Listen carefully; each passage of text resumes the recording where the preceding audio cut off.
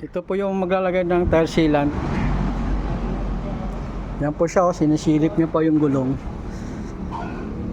Isilip ko po kung paano sa maangatin. Sir, ano pong ilalagay yung tire sealant? Anong pangalan? Kobe. Wait lang po.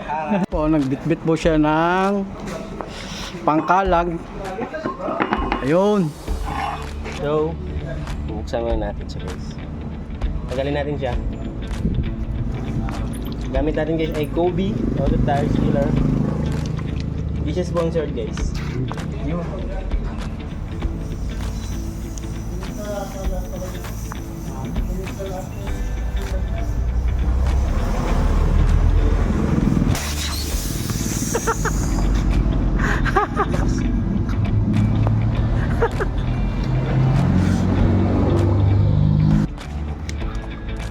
So,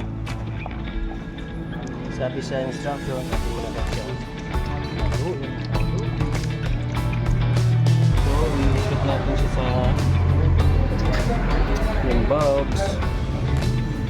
And then, siya.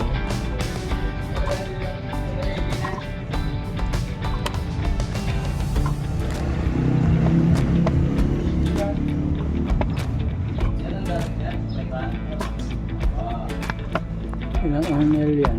Bali 380 ml lang to guys. So ubusin na lang natin to kasi ang sabi ay pag 500 ml dalawang gulong maliit. So 380 ml lang to.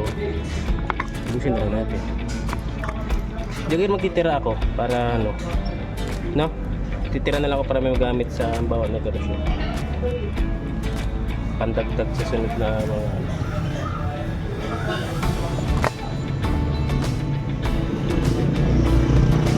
So, ang sunod, siyempre, kapitin natin yung bag para matapos.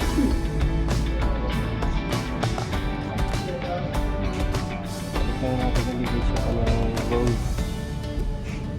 Yung valve. Yeah, bumbahin na. So, bumbahan natin siya guys, no? I-secure ko lang guys kung makikita natin na ayos. So far guys, nakikita naman. So guys, ito nasa Mr. DIY 7 pesos lang siya. So hangin na natin siya.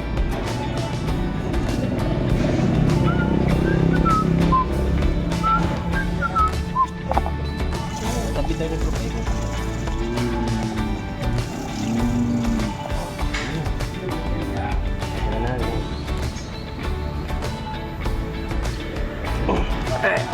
So, wala tong gauge guys, so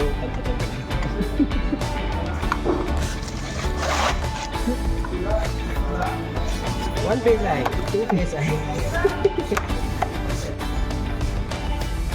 So guys, nabumban ko na siya at reading siya ng mga 41, bawasan ko lang. Gusto ko kasi yung uy, lumalabas.